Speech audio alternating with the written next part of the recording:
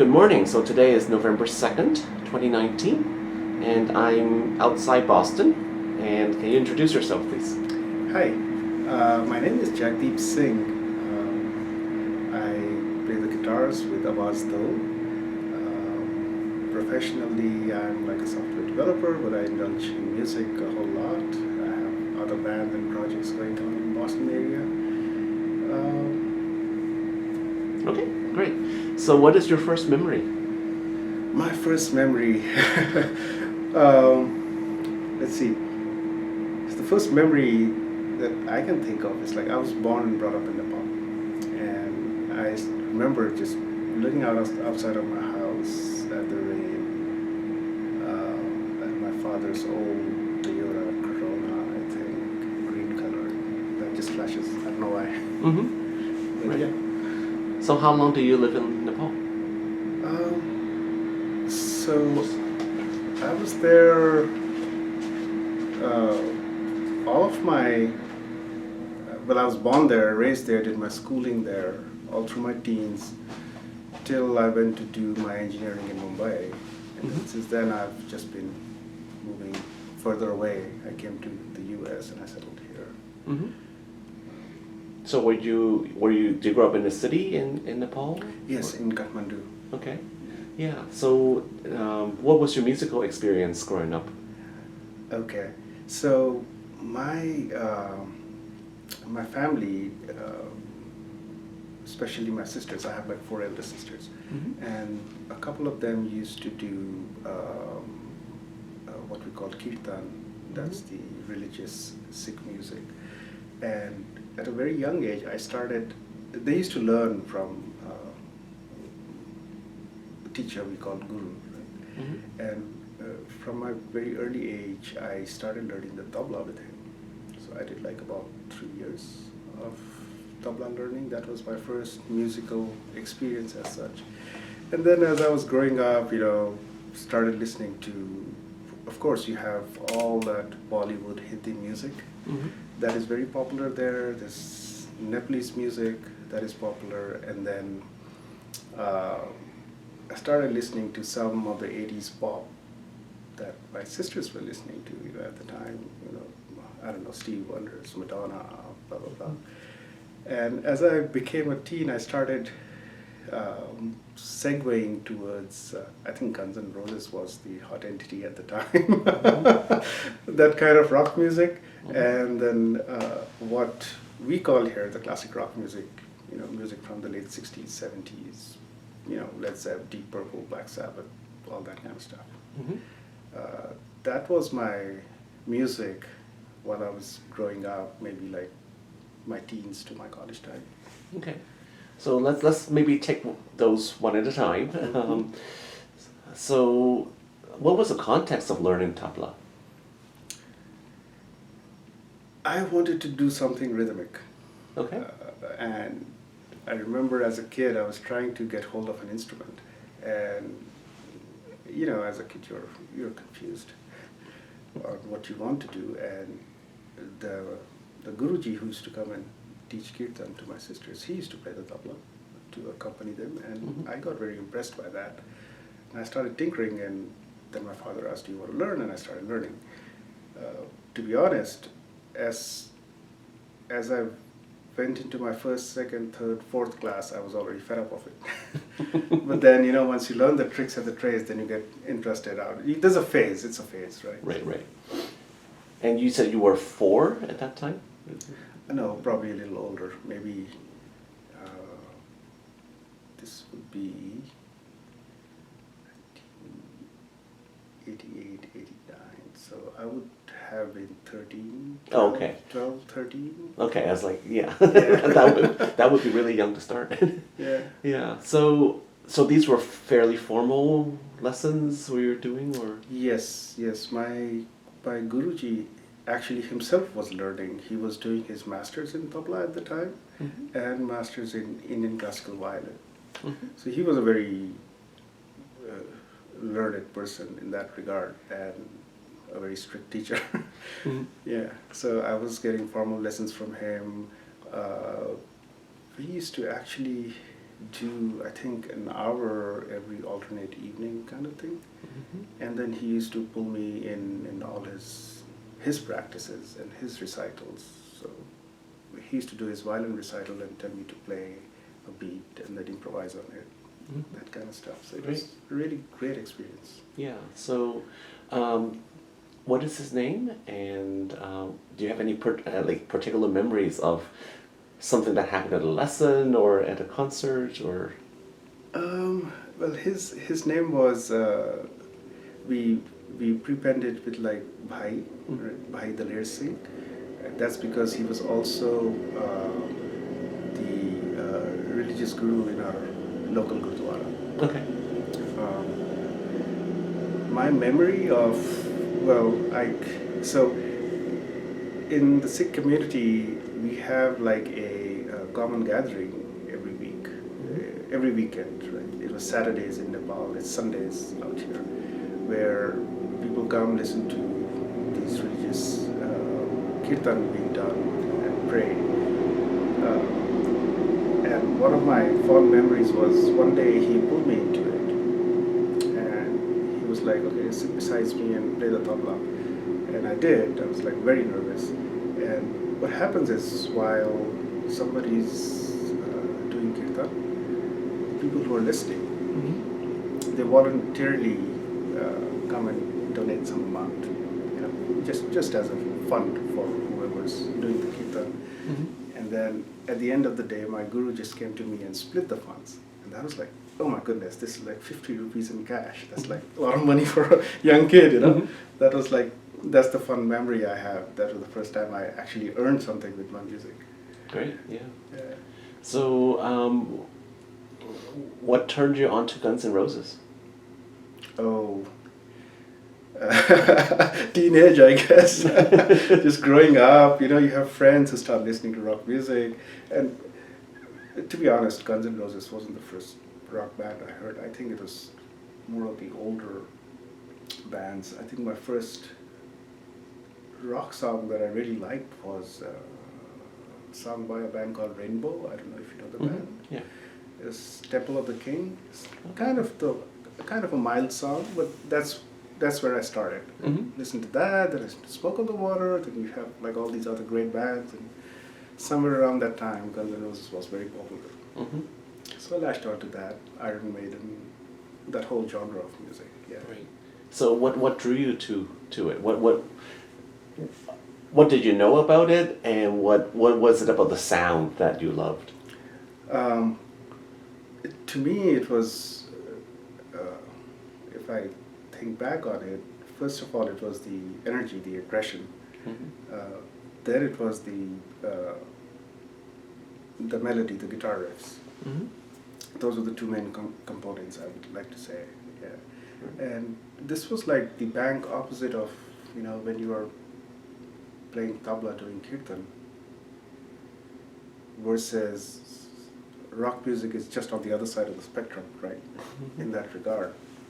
And I think that also was on traction.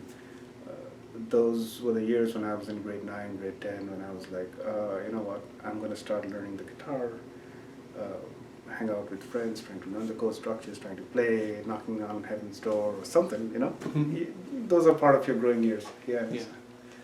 Did you have a lot of friends who played rock instruments? Yes, over the years I have had. But even in high school. Yeah. Yes, a lot of them, and they were like probably like much better than me at the time. And some of them have still been continuing, which is good. But yeah. So, did most people learn by themselves, or were there teachers of guitar and drums or whatever? There were. First, most people would try to learn by themselves. And then we had some teachers in and around Kathmandu who would give you teaching lessons. I went to a few just to learn the basic chord structures and all. And then I went to one class where my teacher was really teaching me the music theory, how to write music, read music, and to be honest, that got a little boring for me and I skipped. Uh, but yeah, there were teachers around. People used to. So the basic norm of doing things was to get going. Get feedback from your friends, learn from your friends the basic chord structures, then maybe get into a class, learn a little bit more.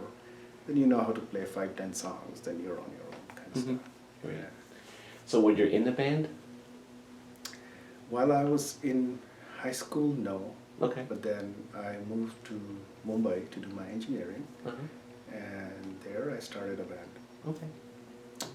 Very cheesy names, to be honest. Okay, you said it, so what are they? There was one called Southern Cross, there was one called Harlem. We used to do like 50% covers, anything from Nirvana to Guns N' Roses to Deep Purple to Black Sabbath. Mm-hmm. And 50% we would try to do our own songs, Mm-hmm. which were in that same mold of, classic rock, Mm-hmm. white. So what was these first attempts at songwriting like? How did you start and Um, to me, to be honest, songwriting is always like I pick up my acoustic and start doodling, and if I find something that sounds interesting, mm-hmm. then I try to put a structure around it. And I'm not that good with lyrics, I would say. I don't focus that much on lyrics. Mm-hmm. I have a theme in mind, and I start writing words that just go with the structure I have. And that's why it's very important for me to have a counter person who's like doing that work. Mm-hmm. But in my early years, that's how we were mostly evolving. I would come up with a guitar riff and then maybe some words, and somebody else would latch onto it, improvise on it, Mm-hmm. and we would have a basic structure for a song. Yeah. Mm-hmm. And when you say you started doodling, what do you mean by that? Like, there are certain chords or certain melodies or? Not necessarily, and it's not even like very intentional doodling. Mm-hmm. What I mean is like, one day you just come in from work, sit down, play your guitar, and you're doing something and you like it. You try to put it into a structure. Mm-hmm. It doesn't work out all the time. Right. Right? And sometimes you have to consciously go in and somebody else has brought in a piece of music and you have to expand on it, so then you're like very structured. Mm-hmm. You have to work within the boundaries of what he has or she has for you. So, yeah, I don't have a good answer for what doodling is. No, that's good. That's good. If you want to demonstrate, you're welcome to. Sure, I mean. Okay.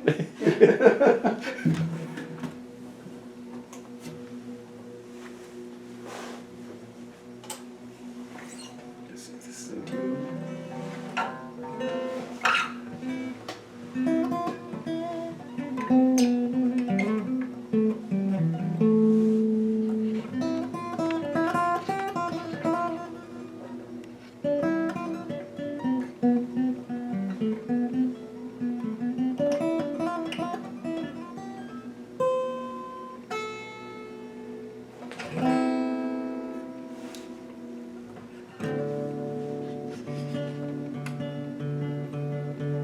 So, as an example, when I was in a band out here in Boston area, we were called the Fox, and one day I was just sitting here and doing this, just playing these two things, and like sort of a Eastern vibe kind of a melody started coming.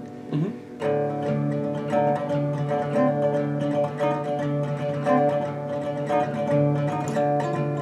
You know? Mm-hmm. So Yeah. then we sort of took that components of that, and it became a song. Great. Not a very good song, but a song nevertheless. Okay. Yeah. Okay. So that's how the process goes. Okay, great. So, you mentioned the names like Southern Cross and Harlem. So this music obviously has it brings up certain images for you. You have not been to the U.S. at that point, right? Or Not. And to be Right. honest, I knew Harlem is a place here somewhere. right, But somebody else came up with that name, by the way. And I'm Okay. like, yeah, that's cool. Yeah. Whatever. right. So what did you know about this music? Like, did it symbolize something at that point, or? Not, to be really honest, when I look back at it, not really. It was just the excitement of getting a cool name and getting out there and playing. We're not really connecting the dots and saying we represent this kind of music or our name should represent that kind of music. There's nothing that complicated at the time. Okay, yeah, okay, cool. So, how long were you in Mumbai? In Mumbai, I was there for 4 years of engineering and then 1 year of just hanging around. After my engineering, I was sort of very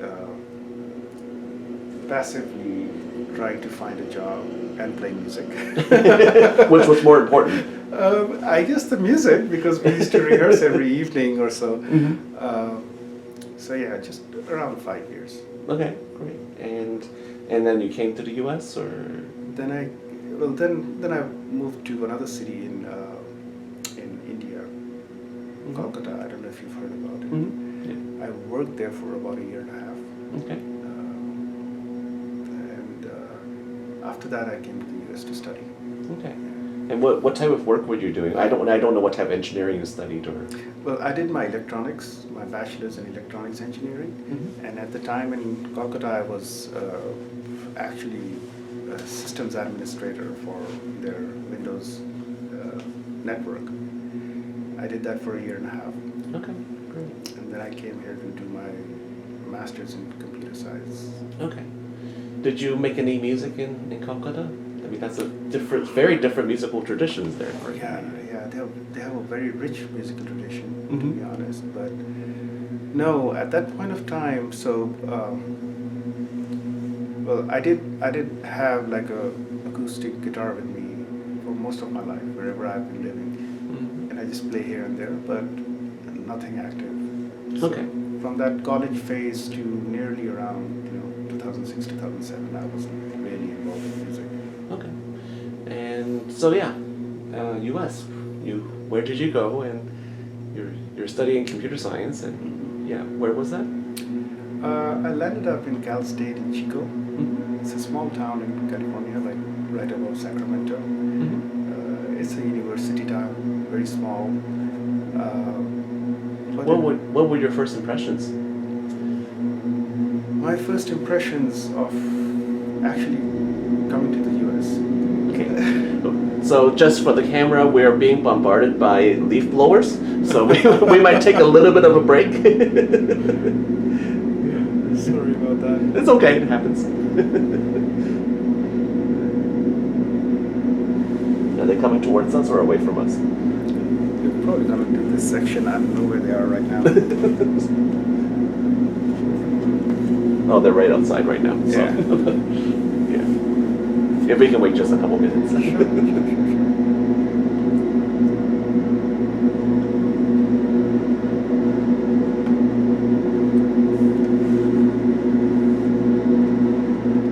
How are we doing so far? Good. If you find me rambling over No. just Those are sometimes the most interesting things. Like, if we there are some interviews where like, I know you have said that answer 128 times. It's not that interesting. You said it 128 times. But yeah, some of the most interesting interviews that I've done are like people who have like, yeah, I don't know what I want to talk about, and because you just things come out naturally because I tell people not to prepare for interviews because like I don't want I don't want your canned answer to things.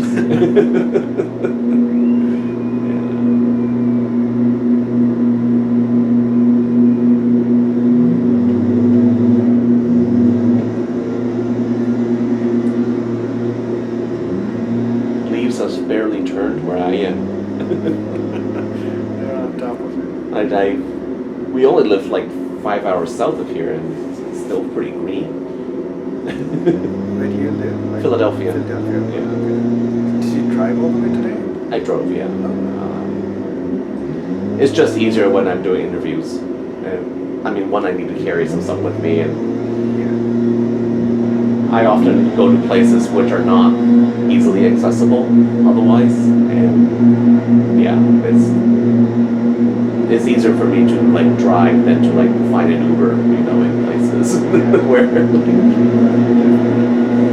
I have to like there. I'm going to a residential area in Newton this afternoon. I have no idea. Like I don't think I just looked to see what public transportation is. There's nothing within like a 40-minute walk. Okay. It's like I'm not gonna walk 40 minutes with the equipment. This is another interview engagement. Yeah.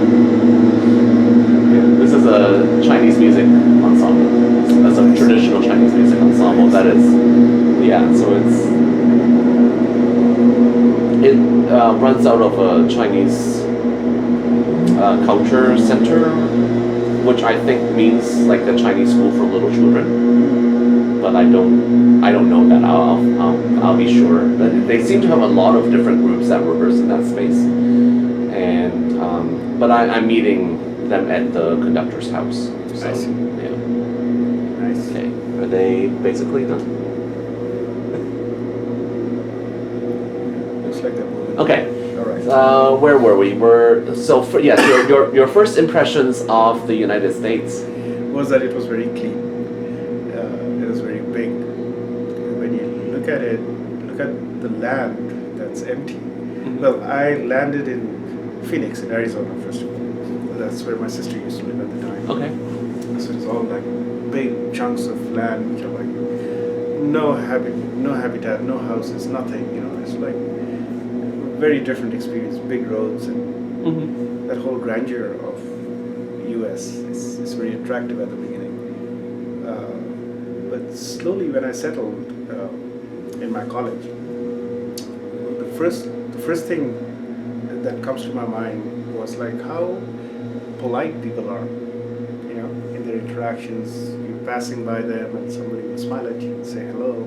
That kind of things don't happen where I come from. Everybody's like too busy. There are too many people. Yeah. So those were like the kind of the first few good impressions I had about the country. Mm-hmm. You want to say it's okay? You qualified good impressions. Were there other impressions that maybe not so good? I don't know. I wouldn't. These are speculations. I wouldn't want to Mm-hmm. maybe talk about them that much. But you know, Okay. things did change, especially after 9/11 happened. There's been a certain bias when you see a turbaned person with a beard. I've gone through a few bad experiences, but I wouldn't want to talk about that. Sure. But yeah. equally, I would say there have been like some good experiences too. Mm-hmm. So yeah, that's the only flip side I've seen. Mm-hmm. Did you come before 9/11? Yeah. I was here in the beginning of the year 2000. Okay, so right before. Yeah. So what was living in Chico like? It was fun. We used to live in a rented apartment, all college kids all around partying. And you know, me and my friends who had come from India, Mm-hmm. we were more on the serious side because we were here for our masters. Our parents have put a lot of money. We need to, do something out of it. But at the end of the day, you're coming out of your computer lab and everybody's partying. You go to downtown, you have a drink, you play snooker. I don't know. Mm-hmm. You have fun. No? Yeah. So evenings were usually fun like that. There always used to be some activity with people. Yeah. Okay, great. And did the experience of school, was that different than what you had experienced previously? Or? Yes. The whole concept of being able to choose was something new, because even up to my engineering in Mumbai, all your courses, all your semesters are prescribed. You're doing this, right? You don't have the choice of saying like, I'm going to take that class or that class. Mm-hmm. Or I'm going to take, I don't know, Computer Science 101 with Professor A, versus Professor Z, right? You even have those choices here, and we didn't have those choices. That was the first difference that I saw. The next difference that I saw was how uh, the engagement level, how engaged everybody has to be to learn what they are getting taught, and not just kind of looking at the book and writing it out and writing it out in the exam. That kind of happens back in India and Nepal. There's a lot of coaching classes and stuff which will just make you do whatever's the prescribed work again and again so that you just know it. Maybe you don't understand it completely. And that, I thought like the education system here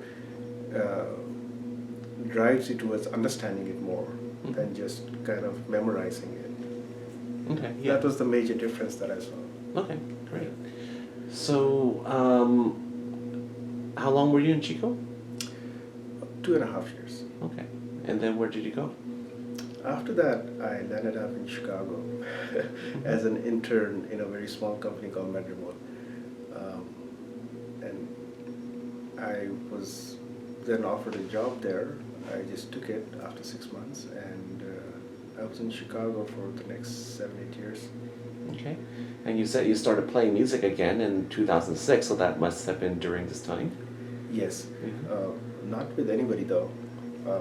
That was the first time I could actually start affording to buy musical instruments. I did have an acoustic guitar, like I told you. I always had an acoustic guitar, but then I got an electric guitar. I got some pedals.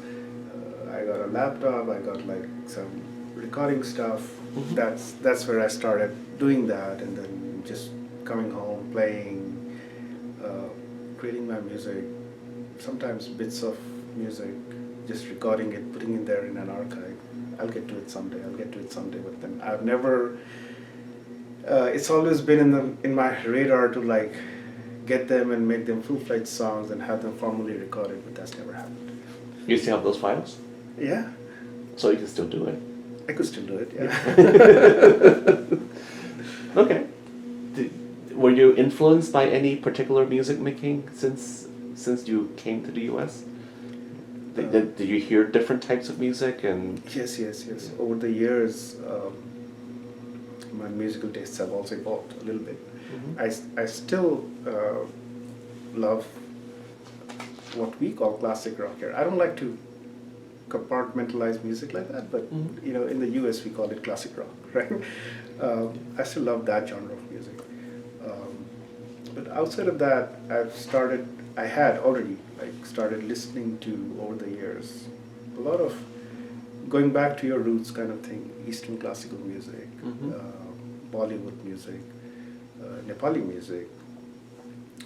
There's this very good band from the 70s called Shakti. I don't know if you've heard about John McLaughlin, the Mahavishnu Orchestra. His next project was Shakti, where he was doing acoustic guitars with tabla and ghatam and violin and all that good stuff. There have been other bands like Kula Shekhar is a band I've been influenced with. And, I'm kind of a stickler. If I like something, then I just stay with them for a while. So Kula Shekhar I got on I think late 90s. And there was Muse. Muse is another good band. So yeah, there's been like a variation of the music I started listening to. But yeah. So what was it about these bands that you particularly liked? Shakti, when I first heard them, the first thing I liked about them was how different they were, how they could take Indian classical music and put it in a guitar format.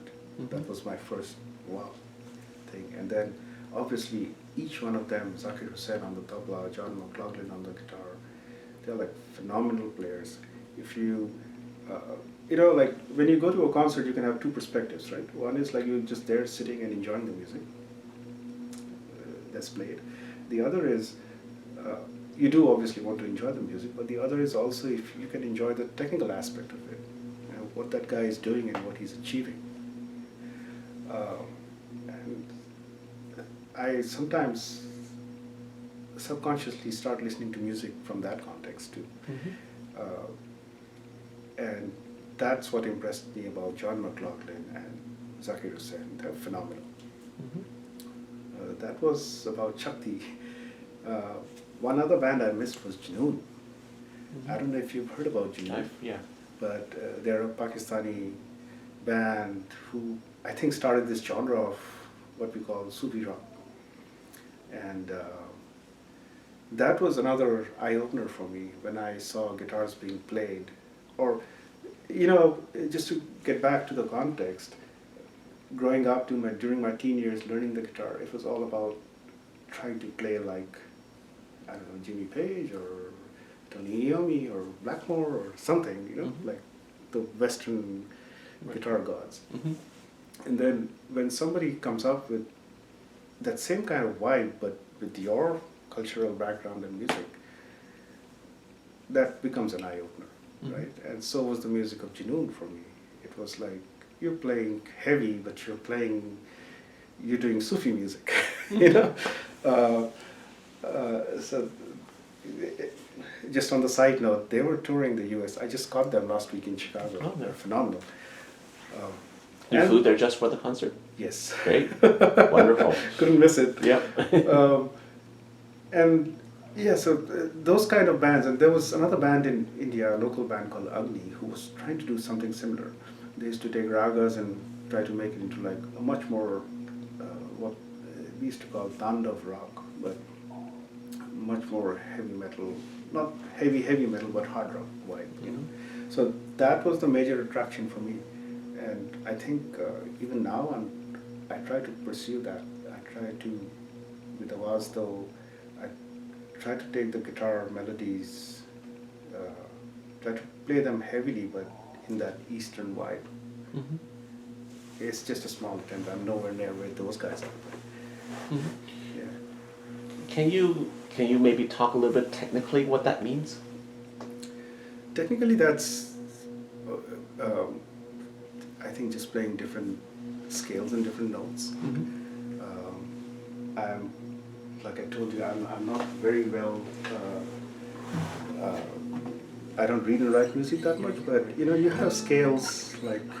Sorry, can you move back just a little bit because we can't quite get your guitar at this distance. Yeah, that's good. Supposing you have a minor scale in the Western classical sense, you could change that a little bit into what people loosely call it a snake charmer scale.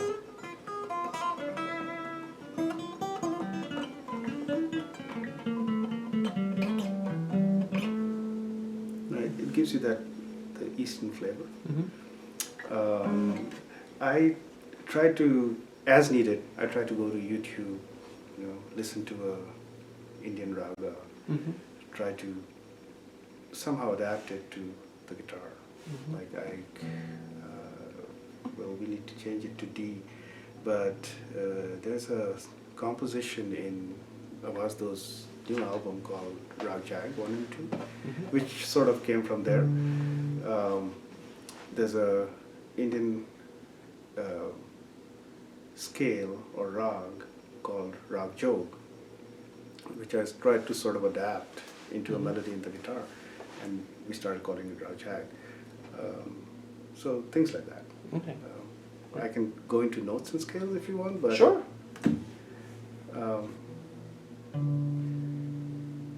Well, let's not go there. Okay. Okay. So what brought you to Boston ultimately? My work and my visa status. To be honest, I was working in Chicago with a company called Nuance Systems, and right at the cusp of me getting my green card done, they shut down our Chicago office. So I had two choices. One to apply for, I don't know what it's called technically, but it's a work permit, and then start looking for a new job, or to transfer myself here to the company's main office, and then my green card process would keep continuing. So I chose the latter, Mm-hmm. just so that I could get that done. Mm-hmm. Yeah. That's how I landed in Boston, and I'm really thankful for that, because this is where I started meeting musical people. I started going out, formed bands, and the musical journey started. Mm-hmm. Yeah. Okay. So yeah, let's talk about that. Where did you go, and who do you meet? So I came here. I moved here. I think it was the July 4th weekend of 2008, and at that point of time, I used to, like I told you a couple of years back, I started doing these home recordings, and I had some music going on for myself, but I wanted to explore a little bit more. And I think by 2009, I was actively looking to work with somebody. On the side, I was trying to collaborate with a few of my very old friends from Harlem and Southern Cross era, who are also in and around the US working. Mm-hmm. We're trying to get something like online, let's meet, let's try to collaborate, but it was all not working out. Mm-hmm. So in 2009, I went into Craigslist and saw this ad about somebody wanting to form a band, a three-piece band. So I responded to that, and Ben, who was the author of that post, he called me to discuss my musical influences and what he sees, what he sees in a band, like the band he wants to form, and what my impressions would be, like what I want to do in a band, that kind of an interview. We had a long chat. We actually came up with, he asked me to come up with a stack of my CDs of music I'm influenced with, and he came up with his, and we were looking and flipping, CD covers and talking about music. And that was the foundation of the band called Four Ox. Mm-hmm. We had Anthony join in on the vocals, and Ben on the drums, and me on the guitar. So that was my first musical project Mm-hmm. out here. And we lasted 5 years and 2 albums. So what was your role in the band? Well, I take it for granted that I'm going to participate in composing and arranging Mm-hmm. in whatever way. Sometimes you go in with like 90% of the songs, sometimes somebody else comes in with like 10% of the songs and you're adding to it, or however it goes. Outside of that, I was playing lead guitar. Mm-hmm. Yeah. Okay. So can you describe a little bit what the music was like? The music was weird post-punk, I would say. Okay. See, we had like very different musical backgrounds and inspirations. Uh-huh. I come from this background of rock-heavy, guitar-heavy, 5-6 minute structure where you have to throw in a solo. There might be a keyboard solo, that kind of stuff. Anthony was more like a grunge Nirvana background. Ben was more even further down. He was like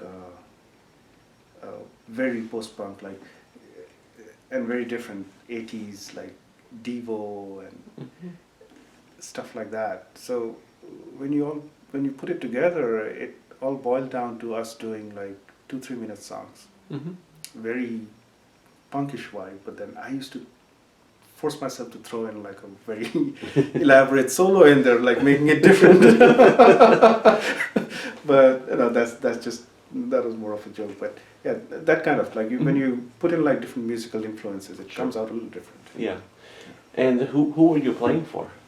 Sorry? And who was the band playing for? Who was the audience? Oh, just in and around Boston mostly. We played all these local joints, like whatever joints you have, the whole circuit. I'm very bad with names, but trying to remember names of clubs. but in and around Cambridge, Somerville, like whatever Okay, we yeah, had. yeah. Were there particularly memorable experiences that happened while you're on stage or at a rehearsal or something? Yes, one of the incidences I cannot forget is we used to have a practice space. There was in Watertown. There was a um, flooring and carpeting store called Father and Sons, Hmm.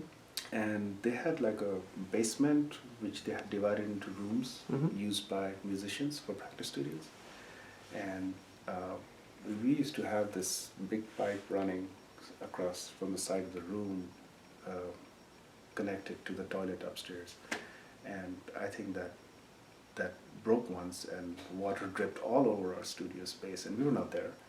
And Ben got a call, and he had to go and like clean the mess up. That was a bad memory. But on stage, no, we just had good gigs. We had a fun time. The main thing about Fox that I really had fun with was the chemistry. We used to like instantaneously just come in there, hit it, and have a song ready, good or bad. Hmm. It used to be ready and done. That was that was something that I have never experienced beyond Fox, Hmm. to be honest. Right. Okay. And so when you first moved to Boston, were you involved in South Asian community? Not really, Hmm. not really. My first involvements with the South Asian community, um, well, I had friends and all, but Right, right. actual involvement was when I started with Avaz though, Okay, and I started seeing other people getting involved. okay. Yeah. You know, call it naive, but I was really not. I was so focused on my job and my music and other things in life that Hmm. I never thought about this whole other side of things where you have this really vibrant, thriving community. Hmm. Uh, I would have participated had I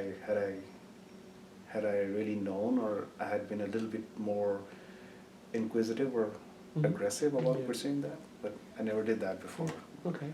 Yeah. So what was your next musical project after Four Ox? While Fox was happening, I we started with the Vaz though. Um, I think Tanya had seen one of my Fox concerts, shows, and that's how we had met. She had come over and introduced herself, and later on, sometime, I don't remember what period that was, we even started jamming a bit. She used to bring out her sitar. I I was trying different things.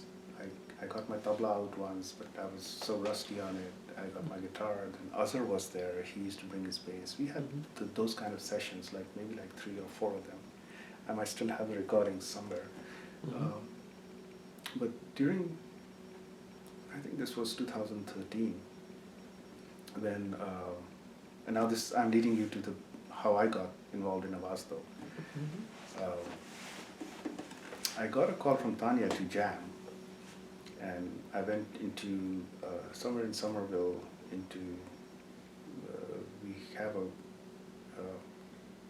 well, I got introduced to him through her, but now he's a common friend, Bunty, who had a small recording studio. Hmm. So we went there. There was Bunty, there was Tanya, there was me, there was a phenomenal tabla player called Amol, uh, and we just jammed. And while I was packing up my gear and going back, Tanya was like, "By the way, I've got this project going on. We might do like one gig. Do you think you would be interested?" And I was like, "Yeah, sure." So that's how it all started. And we were supposed to do one gig. Hmm. That was it. So she had this punk version of a Bollywood song called "Kuch Kuch Hota Hai" in mind, and that was our first song that we practiced and played.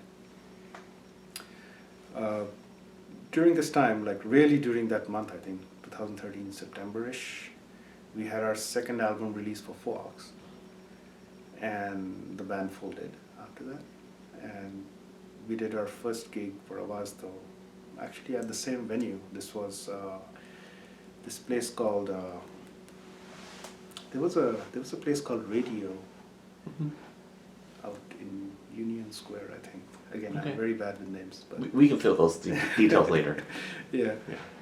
So that's where the last Fox gig happened, and that's where the first Avasta gig happened. Mhm. So when you started um, jamming, how did you start? I mean, you've never played with each other before, right? I mean, other than a little bit with Tanya, Yeah. and you all come from very different traditions, I presume, or not? Did you listen to similar music before you started the band? Um, I don't I don't really know about how similar our musical tastes were. Mhm. I'm still a little hazy about what Sure. other people's musical tastes Yeah, are. that's fine. I know we do have some common bands and Mhm. music inspirations between us, like if you bring out the name of Junoon or Nusrat Fateh Ali Khan, we've all heard them. We are all Mhm. inspired by them. Black Sabbath. Mhm. But then again, people have their own musical inspirations, right? Right. But when jamming, like my philosophy has been like if somebody comes up with something, I try to put another layer on top of it. Mhm. So, for example, uh,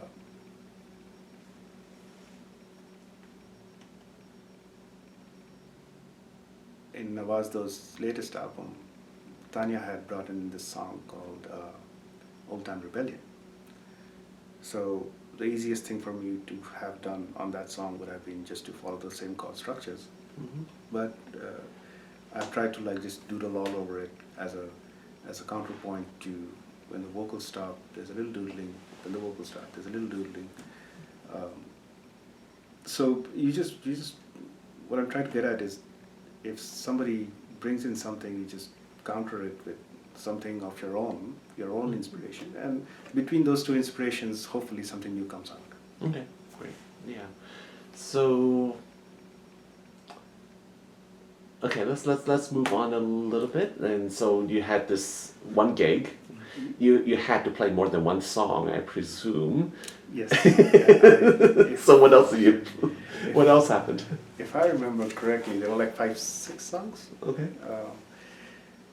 The first one, like I told you, was this Bollywood cover that Tanya Mhm. had in mind. She and Lani, who was a drummer at the time, they already had another Bollywood cover ready to go. Like, hey, this is what we want to do. So I just took over the riff and I threw in a solo kind of thing. That was my contribution there. Mhm. Then we tried to, if I remember correctly, we tried to take a couple of Tanya's solo compositions, songs, Mhm. and blend them into our own thing. We played versions of the songs. What else did we play? Did we have a song of our own is what I'm trying to think Mhm. of, but I don't remember if we had at that point of time. Okay. So yeah, so how did you become an actual band and not just a one gig? Hey, we got a phenomenal response in Mhm. that first show, and then I think Tanya got an offer for another gig, maybe, and she was like, "Hey, do you want to? There's another gig coming. Do you want to continue?" And we were like, "Yeah, yeah, why not? Why not? This was fun." And for me, especially because uh, that door was closing for Ox, Mhm. I did want to keep being in the musical world. So this was another door opening, and you know, it seemed like a very good opportunity. Mhm. It also was very different in that sense. Um, I was, I, how should I say this? I didn't want us to continue just doing Bollywood covers, Uh-huh. but I knew we would evolve into something else. Sure. So, yeah. So what was that journey like to move away from just Bollywood covers? It was a, it kind of was a, so we were, when we started, even though we were doing Bollywood covers, we never, it was never like a, no, we're not going to do anything outside of it. Mhm. You know, it was like, let's imbibe anything great that comes up. We used to have a lot of jams. We have, I probably have in Google Drive a lot of those jams. When I go back and listen to them, there are good pieces that we could have extracted and made songs out of, but sometimes it never happens. But there were some jams which led to our own songs also, and that we were not averse to not doing it. It was like, okay, hey, this is a good song. Okay, maybe we can do like 2 Bollywood songs, and then let's do this kind of thing. So everybody was open to that thought process. So there was not a very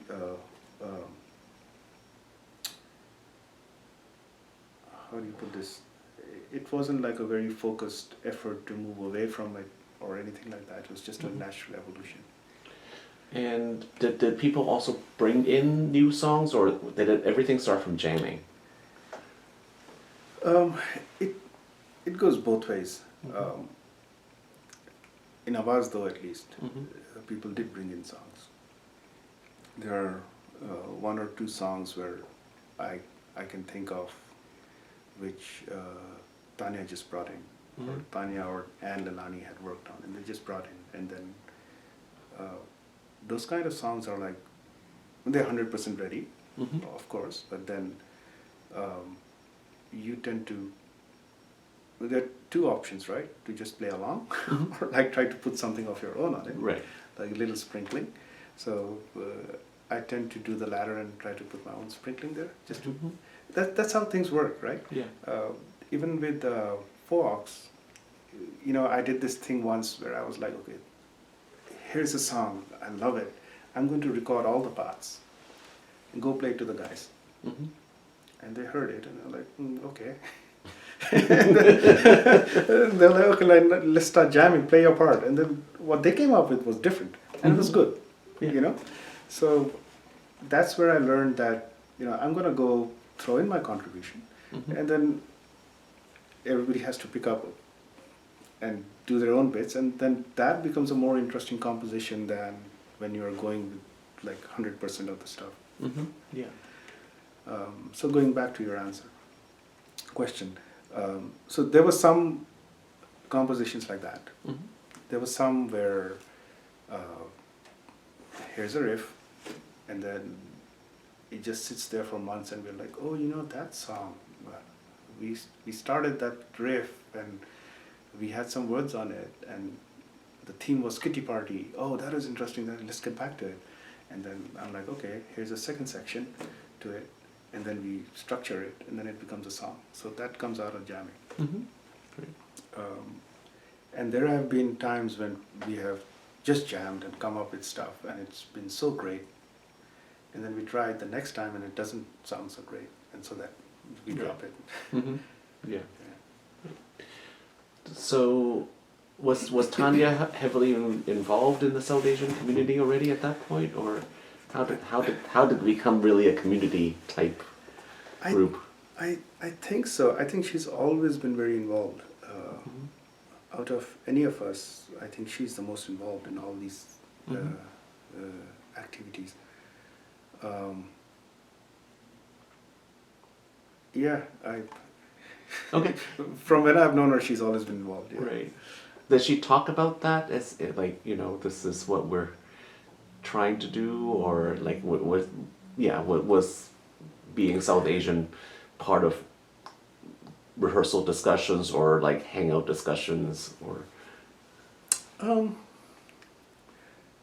I think it was the theme when she was trying to get the band together, right? And it has been it's come up once in a while, I would say. When the band personnel were changing, we did want to stick to our South Asian roots, but it's never been like. And of course, everybody has their influences and what they feel strongly about, and luckily, everybody else has been very supportive about it, whether it be gender issues or color issues or community issues. Right. But we've not consciously, I don't remember sitting down consciously and saying, okay, let's do this for the community, or we're going to play music only for the community. It's been pretty open. Right, and you did play at a lot of community events, right? Yes, we did, and parallelly, we've just played a lot of clubs in town also. Right. No, I don't mean you exclusive. I mean, Yeah. I didn't mean that you exclusively. Was playing for the community events different than playing at the downtown clubs? Yes, playing at community events, if you play a cover of a Bollywood song, the whole crowd erupts into dancing. That's the phenomenal part. They enjoy it so much. But nevertheless, I mean, yeah, I mean, playing wise, it's probably the same experience, right?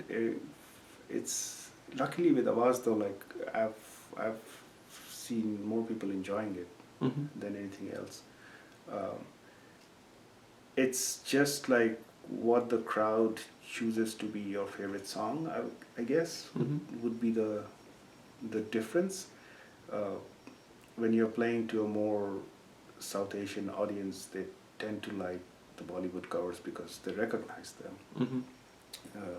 When you're playing to a more Boston club scene, they enjoy the song from the perspective of a composition, I think, because they don't really know if this is a Bollywood cover or this is our own song or what. Right. That is the difference, I think. Yeah. Otherwise, it's people, they enjoy the music. Yeah. Okay. So, do you see any connections between your work life and your music?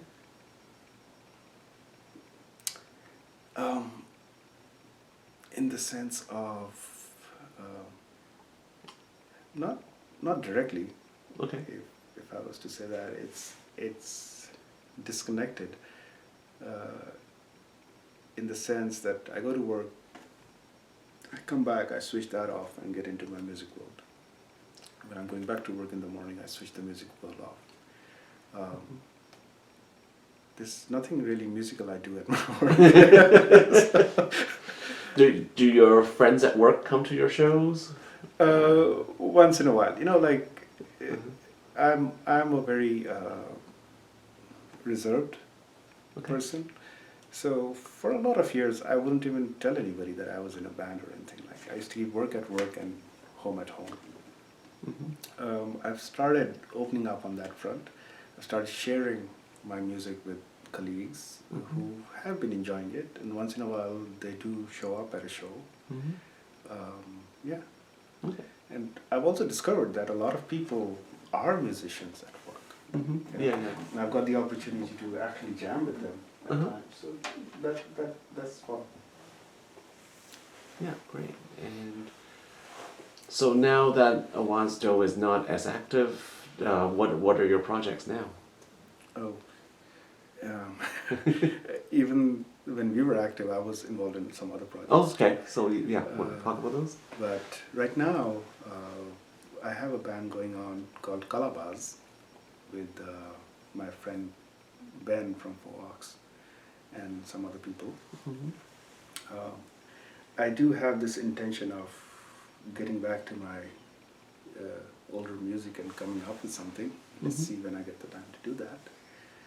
And yeah, that's what's happening right now. Okay, cool. So is there anything that I haven't asked that you want to talk about?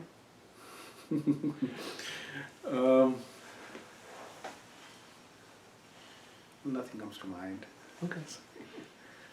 Well, thank you so much. Thank you. Yeah. Thank you for driving all the way here and giving me this opportunity. Yeah, it's been a fun talk session. Yeah. I really never talk this much. Well, it's my job to get that out of you, right? Thank you. Thank you. Thank you very much. Yeah.